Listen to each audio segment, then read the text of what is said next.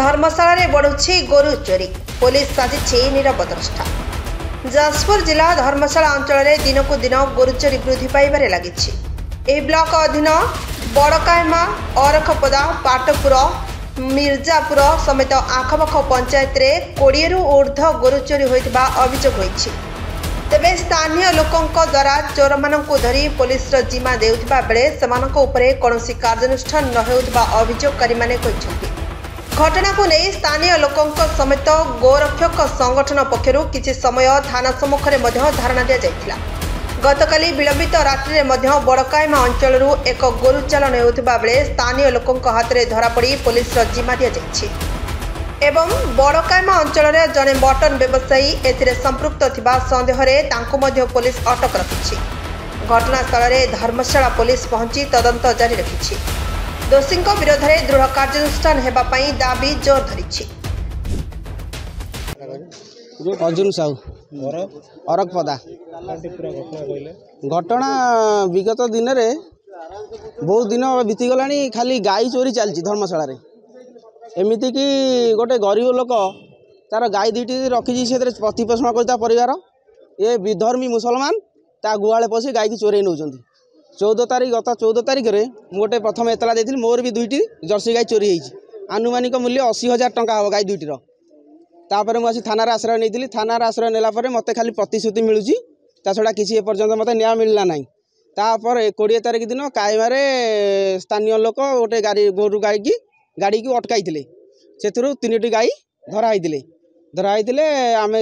मु खबर पाइली खबर पाई से पहुँचली जड़े चोर को भी काबू करूँ ताकू पुलिस रे जिम्मा देलु।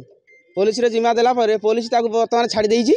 पुलिस पूरा निष्क्रिय साजिछि कोनोसी तार दम नाही। धर्मशाला पुलिस पूरा निष्क्रिय टंका खाई वर्तमान सी पूरा चुप बसिचंती। आईआईसी आजिर घटना होछि कोन हमर स्थानीय कायमार मुसलमान पूरा संपूर्ण जड़े धरा होता सी फेरार अच्छी आउ 2 जन बंध पाखे जी आम कायमा ब्रिज पाखे छेली काटती से मैंने छेली रे भी गोमांस मिसाती आज से धरा पड़ी गोटे गाई चालाण कर समय गाड़ी सह धरा पड़ी 3 जन जड़े फेरार अच्छी जनक ना हूँ कालामिया ता घर कायमा आउ जड़े हूँ मुबारक खां ओरफ फकीरा ता घर भी कायमा आउ जड़े हूँ ब्रह्मवर्दा मुस्लिम तार ना मत जना ना आउ जड़े हूँ आमर ओडिया हिंदू विधर्मी हिंदू तार ना हूँ अधीन दास ता घर भी कायमा।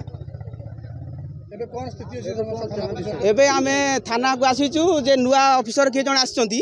गत 18 तारिख रु सी हमको भरोसा आशा भरोसा देइचंती ए आ ऊपर विहित कार्यानुष्ठान नेबे आ उभय 4 जन को से कोर्ट फरवर्ड करिवे। ना लक्ष्मण सेठी धर्मशाला बजरंग दलर सह संयोजक अच्छे। दीर्घ दिन है धर्मशाला अंचल में बारंबार गोमाता चोरी होची तार एफआईआर बजरंग दल विश्व हिंदू परिषद देला परे भी धर्मशालार आईआईसी कौन पदक्षेप नौना बारंबार आम पदक्षेप नेला परे भी आमको 22/5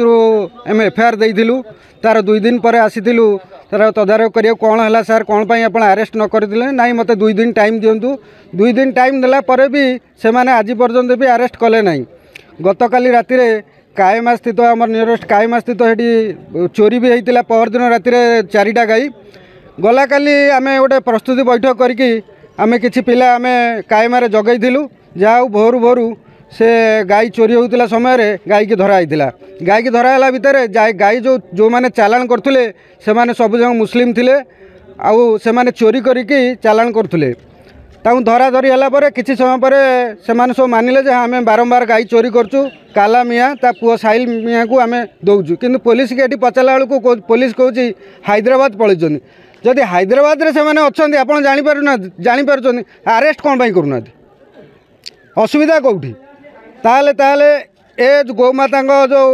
गो हत्या गो चालाण रे धर्मशाला पुलिस आम जहाँ भावुचु तादर सामिल अच्छी कौन ना कौन प्रकार तादर सामिल अच्छी से मैंने अरेस्ट करूना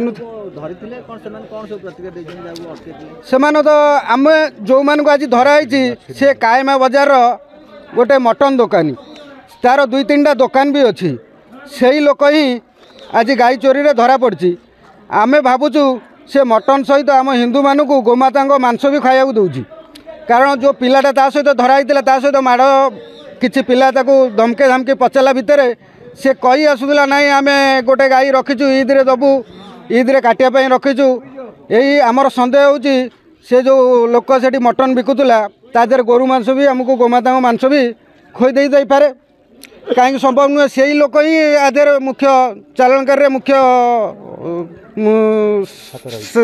हाथ रही से मुख्य चालाणकारी से कायमा बजार रिपोर्ट प्रतीक्षा न्यूज।